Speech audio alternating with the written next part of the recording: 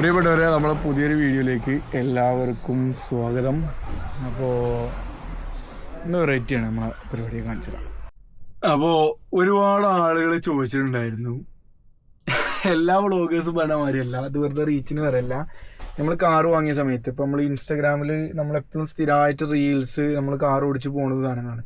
കുറേ ആളുകൾ ചോദിക്കുന്നുണ്ട് ഇൻറ്റീരിയർ എന്താണ്, ഏതാണ് വണ്ടി, ഏതാണ് മോഡൽ, എവിടുന്നാണ് വാങ്ങിയെന്നൊക്കെ. അപ്പോൾ അതിനെക്കുറിച്ചുള്ള വിശദമായിട്ട് വിവരങ്ങളാണ് ഈ വീഡിയോയിൽ പറയുന്നത്. അപ്പോൾ ആദ്യം തന്നെ ഇൻറ്റീരിയറിന് തുടങ്ങാം. ഇതാണ് നമ്മളെ കാറിൻ്റെ ഇൻറ്റീരിയർ. ഇതിൽ ലൈറ്റ്, ഒരു ഫ്ലോറസെൻ്റ് ടൈപ്പ് ലൈറ്റ് നമ്മൾ മാറ്റി. പിന്നെ നമ്മളെ ഈ വണ്ടിൻ്റെ, അതായത് ക്രെറ്റ 2024 കഴിഞ്ഞ വർഷം ഇറങ്ങിയ 2024 ഏറ്റവും ലേറ്റസ്റ്റ് മോഡൽ ക്രെറ്റ ഡൽഹിയിൽ ഇങ്ങനെ ഇരിക്കുകയാണ്. അപ്പം എൻ്റെ കയ്യിൽ വണ്ടിയോ കാര്യങ്ങളൊന്നും ഉണ്ടാവില്ല. ഞാൻ അത്രയും സാമ്പത്തികമായിട്ട് ഭയങ്കര ഹൈ ആയിട്ടുള്ളൊരു ഫാമിലിയിൽ നിന്നൊന്നും അല്ല. അത്യാവശ്യം പഠിക്കുമായിരുന്നു. അതുകൊണ്ട് തന്നെ പഠിക്കുന്ന സമയത്തുള്ള ഒരുപാട് ആഗ്രഹങ്ങളായിരുന്നു. അതായത് ചെറുപ്പം മുതലേ നമുക്ക് സാമ്പത്തികമായിട്ടില്ല എന്നുള്ള സാധനങ്ങൾ മനസ്സിൽ ഒരു കുട്ടിക്കുണ്ടാവുന്ന ഒരു ഇതുണ്ടാവുമല്ലോ. ഇപ്പം നമ്മുടെ ചുറ്റുപാടും നമ്മുടെ സുഹൃത്തുക്കളൊക്കെ അത്യാവശ്യം നല്ല ഹൈ എൻഡിൽ നിൽക്കുന്ന ആളുകളാണ്. അപ്പോൾ നമ്മൾ ഒരാളുടെ മുന്നിലും ഭാവിയിൽ കൈ കാണിക്കേണ്ട ഒരവസ്ഥ, അല്ലെങ്കിൽ ഒരാളുടെ മുന്നിലും കൈ നീട്ടേണ്ട ഒരു അവസ്ഥ ലൈഫിൽ ഉണ്ടാവരുതേ എന്നുള്ളത് നമസ്കരിക്കുമ്പോൾ പോലും പ്രാർത്ഥിക്കുന്ന സാധനമാണ് എപ്പോഴും. കാരണം നമുക്കുള്ള സാധനങ്ങളൊക്കെ നമുക്ക്, അതായത് ഇപ്പോൾ കുറേ കഷ്ടപ്പെടുന്നുണ്ട്, അതൊക്കെ കടിച്ചമർത്ത, കയ്പോട് കൂടി കഴിച്ചമർത്ത. പക്ഷെ അതൊക്കെ പിന്നീടൊരു നാൾ മതിരിക്കും എന്നുള്ള സാധനം ഉണ്ടല്ലോ. അങ്ങനെ നമ്മൾ കുറേ കാലങ്ങൾ ആഗ്രഹിച്ച കുറേ സാധനങ്ങൾ, ആഗ്രഹം മാത്രമല്ല, അതിന് വേണ്ടിയിട്ട് നല്ലോണം ഹാർഡ് വർക്ക് ചെയ്തിട്ട്, സ്മാർട്ട് വർക്ക് ചെയ്തിട്ടുണ്ട്. ആരെയും പറ്റിക്കാതെ, ആരെയും കള്ളോ കഞ്ചാവോ ബാക്കി പരിപാടികളോ ഒന്നും ഉണ്ടായിട്ടുള്ള പരിപാടികളല്ല കേട്ടോ ഇത് ഉണ്ടാക്കിയിട്ടുള്ളത്. ഒക്കെ ഹാർഡ് വർക്ക് ചെയ്തുകൊണ്ട് ഉണ്ടാക്കിയ സാധനങ്ങളാണ്. അപ്പോൾ അധികം പട്ടിണിയും പായാലും പറയുന്നില്ല. അപ്പോൾ വണ്ടിനെ കുറിച്ച് പറഞ്ഞുതരാം. അപ്പോൾ ഇതാണ് നമ്മളെ വണ്ടി. ഓക്കെ, ഇതിൽ നമുക്ക് ഉള്ളത് ആണോ നമ്മളെ വണ്ടിൻ്റെ ഇൻറ്റീരിയർ. ഇതാണ് ക്രെറ്റ.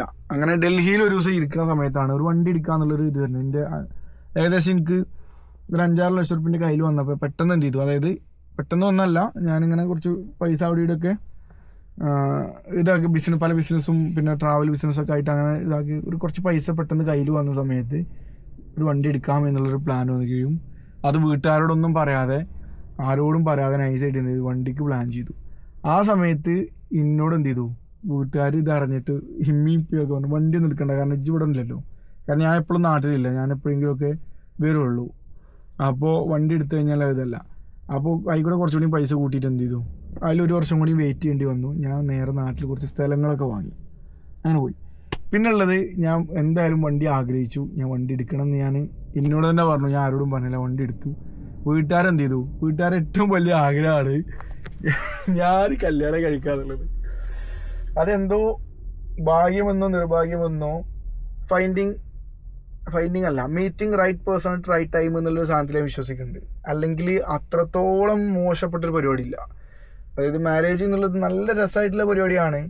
അത് നല്ല മ്യൂച്വലായിട്ട് നമുക്ക് നമ്മുടെ വൈബിന് കിട്ടുന്ന, എടാ പോടാറിയണം, അതായത് നമ്മളെ സപ്പോർട്ട് ചെയ്യാൻ, നമ്മൾ അങ്ങോട്ട് സപ്പോർട്ട് ചെയ്യാൻ പറ്റും. ഒരു മ്യൂച്വൽ ആയിട്ടുള്ള ഒരാൾ നമ്മുടെ ലൈഫിൽ വരികയാണെങ്കിൽ, നമ്മൾ അങ്ങനെ ഒരാളെ മീറ്റ് ചെയ്യുകയാണെങ്കിൽ അത് നല്ലതാണ്. അപ്പോൾ കല്യാണം കഴിക്കും. അല്ലാതെ വീട്ടുകാരും നാട്ടുകാരും പറയുന്നതിനനുസരിച്ച് കല്യാണം കഴിച്ച് കഴിഞ്ഞാൽ കല്യാണം കഴിപ്പിക്കാവരൊക്കെ ഉണ്ടാവും, അത് കഴിഞ്ഞാൽ ആരും ഉണ്ടാവില്ല. കറക്റ്റ് അല്ലേ പറഞ്ഞത്? ഇപ്പോൾ ഒരു കമൻറ്റ് ഇട്ടിട്ടു, സത്യമാണെങ്കിൽ. അപ്പം അങ്ങനെ പ്ലാൻ ചെയ്ത് വണ്ടി എടുത്തു. അപ്പോൾ ഈ വണ്ടി ആണിത്. ഇപ്പം നമ്മൾ ഇരിക്കണത്. ഇതിൻ്റെ ഓരോ കാര്യങ്ങൾ പറഞ്ഞുതരാം. ഇത് നമ്മൾ വണ്ടി എടുക്കുന്ന സമയത്ത് വേറെ എവിടെയും ബുക്കിംഗ് കിട്ടിയിരുന്നില്ല. നേരെ എന്ത് ചെയ്തു, കോഴിക്കോട് നിന്നാണ് ബുക്കിംഗ് കിട്ടിയത്. കോഴിക്കോട് പോയിട്ട് നമ്മളിത് ബുക്കിംഗ് എടുത്തു. ഞാൻ കാണിച്ചുതരാം.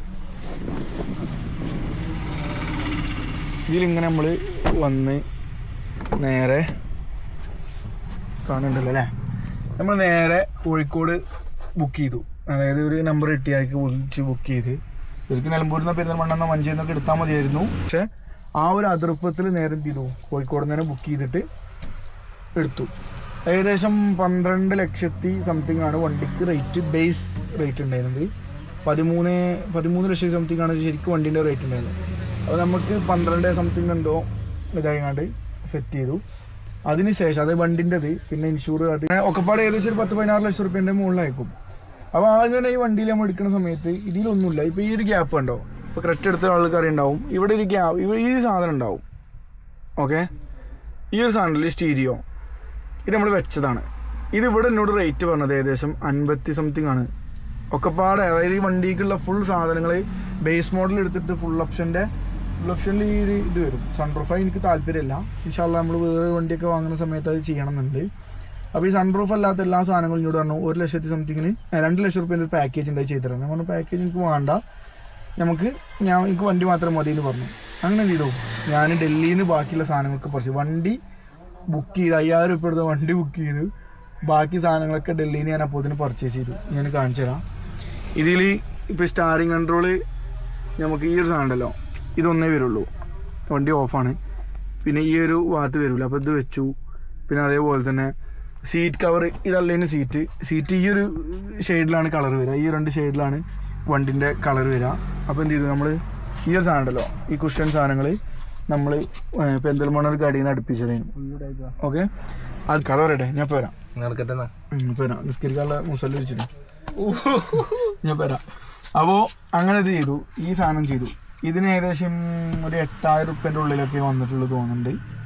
അതിന് പറ്റിച്ചൊക്കെയാണോ ഇല്ലെന്ന് അറിയില്ല. എന്തായാലും ആ ഒരു അതിർപ്പ സമയത്തുണ്ടല്ലോ നമ്മൾ കണ്ണും ചുമ്പി പോണേ അങ്ങനെ ഇത്. പിന്നെ വണ്ടിക്ക് എന്ന് വെച്ച് കഴിഞ്ഞാൽ നല്ല നൈസായിട്ട് നമുക്ക് ഇപ്പം നിങ്ങൾ കാണുന്നുണ്ടാവും, നല്ല ഒരു ആംബിയൻസ് ആണ്, നല്ലൊരു ഫീൽ ഗുഡ് സാധനമാണ്. ഞാൻ ഈ വണ്ടി എടുത്തതിൽ ഒരേ ഒരു കാര്യത്തിൽ എനിക്ക് ഡെസ്പുള്ളൂ, അത് മൈലേജ്. എടുക്കുന്ന സമയത്ത് വളരെ ഷോർട്ട് ആയിരുന്നു.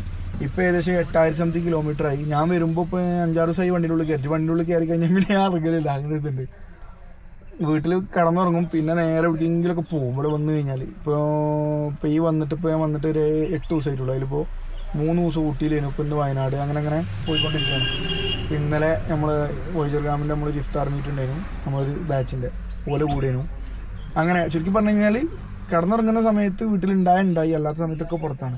അപ്പോൾ ആകെ 8000 സംതിങ് കിലോമീറ്റർ ആയിട്ടുള്ളൂ. അപ്പോൾ മൈലേജ് ഇപ്പോൾ നിലവിൽ നമുക്ക് നല്ല റോട്ട് കയറി കഴിഞ്ഞാൽ 16-17 ഒക്കെ കിട്ടുന്നുണ്ട്. അല്ലാത്ത സമയങ്ങളിൽ ഞങ്ങളുടെ നാട്ടിൽ ഇപ്പോൾ ഞാൻ കാളിയാവ് പുറ്റമണ, അപ്പോൾ ആ റോഡ് വളരെ മോശമാണ്. ഇപ്പോൾ നന്നായിട്ടുണ്ട്, ഇപ്പോൾ ഞാൻ പോകുന്നപ്പോൾ നന്നായിക്കൊണ്ടിരിക്കുകയാണ്. അപ്പോൾ ഏകദേശം ഒരു 11 ആ റേഞ്ചിലൊക്കെ വരുന്നുണ്ട്. അപ്പോൾ മോശപ്പെട്ട റോഡുകളിൽ പോകുന്ന സമയത്ത് നമുക്കൊരു 8-9 ആ റേഞ്ചൊക്കെ വരുള്ളൂ. അപ്പോൾ ഇപ്പോൾ അൽഹംദുലില്ലാ നമ്മളെ വണ്ടിൻ്റെ മൈലേജ് കൂടിക്കൊണ്ടിരിക്കുന്നുണ്ട്. ഇനി ഫസ്റ്റ് സർവീസ് 2500 കഴിഞ്ഞു. ഇനി 10,000 സർവീസ്. ഏകദേശം ഒരു 3-4-5 ഒരാഴ്ച കൊണ്ട് ഞാനത് സർവീസ് ഫുള്ളാക്കും. അത് കഴിഞ്ഞിട്ട് ഇൻഷാല്ലാ നമുക്കൊരു ഓൾ ഇന്ത്യ ട്രിപ്പ് പോകണ്ട നമ്മളെ വണ്ടിയിൽ. ഇൻഷാല്ലാ ഒഫീഷ്യലി പറയാനായിട്ടില്ല, ഒരു ആഗ്രഹമുണ്ട്.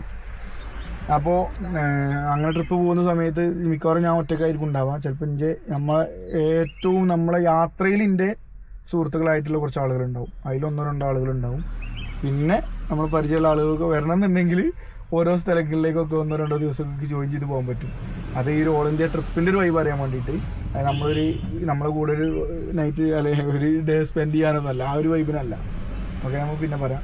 അപ്പോൾ ഇതാണ് സാധനം. പിന്നെ ഈ വണ്ടീൻ്റെ ഉള്ളിലുള്ളത് കണ്ടോ, അണ്ടിപ്പരിപ്പുണ്ട്, ഇത് പോയാണ്. ഈ ഒരു സാധനം കണ്ടോ, ചാർജിങ് സ്പോട്ട് ഉണ്ട്. അതേപോലെ തന്നെ ഇവിടെ ഒരു ചാർജിങ് സ്പോട്ട് ഉണ്ട്. ഇത് നമുക്ക് എല്ലാ ചാർജും ഇടാൻ പറ്റുന്ന ആ ഒരു സ്പോട്ട്. ഓക്കെ, പിന്നെ ഇതിൻ്റെ ഫുൾ ഓപ്ഷനിൽ വരുന്ന ഇവിടെ എന്തോ ഒരു ചാർജിങ് എന്തോ ഒരു സാധനം വരുന്നുണ്ട്. പിന്നെ 5-6 ഗിയറാണ്, ഒന്നും പറയേണ്ട ആവശ്യമില്ല. പിന്നെ ഡാഷ്ബോർഡ് ഇവിടെ. പിന്നെ AC-ൻ്റെ ഈ സാധനങ്ങൾ. ഇതിൻ്റെ ഇൻറ്റീരിയർ എന്ന് പറഞ്ഞാൽ വേറെ ലെവലാണ്, നല്ല രസമായിട്ടുള്ള സാധനം. പിന്നെ ഇവിടെ ഒരു സാധനം കൊടുക്കാണ്ട്, അതായത് ലൈറ്റ്.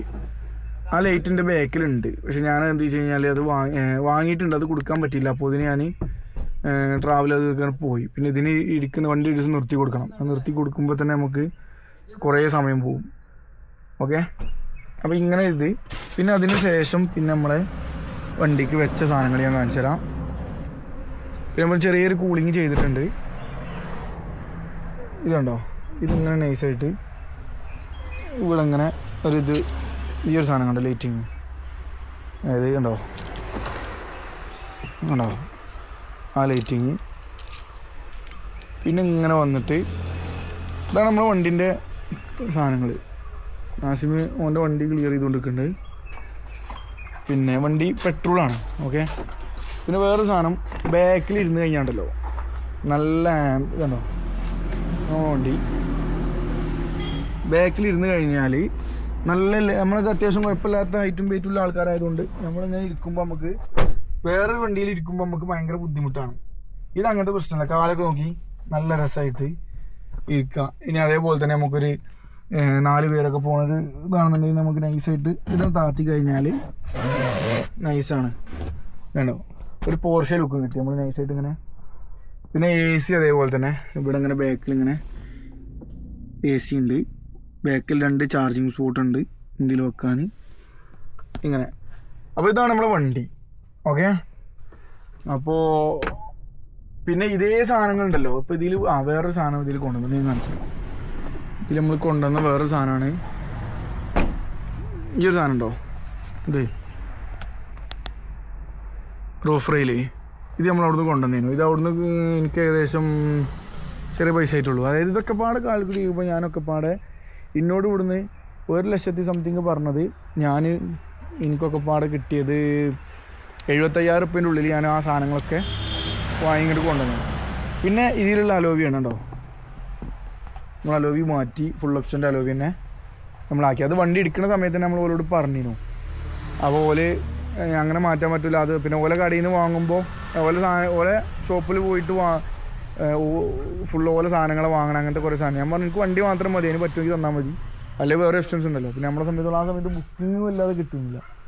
ഇതെന്താണ് ഓക്കെ. ഇത് ഇനി നമ്മളെ വണ്ടി ഇതിൽ തുടക്കും.